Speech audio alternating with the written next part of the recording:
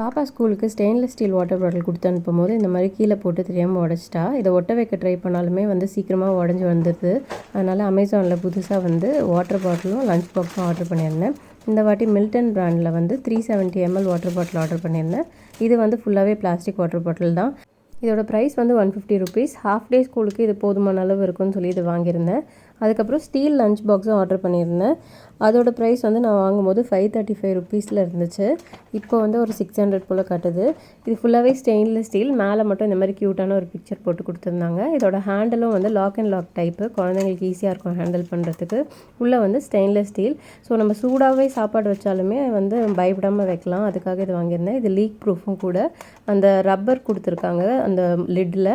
அதனால் எதுவுமே லீக் ஆகிறதில்ல. ஒரு 1 வீக் போல் நான் யூஸ் பண்ணியும் பார்த்துட்டேன். இதோட ஒரு சின்ன ஸ்டெயின்லெஸ் ஸ்டீல் ஸ்பூனும் கொடுத்துருந்தாங்க. இந்த 2 ப்ராடக்ட்டோட லிங்க்கையும் நான் டிஸ்கிரிப்ஷனில் தரேன். தேவைப்பட்டால் செக் பண்ணிக்கோங்க.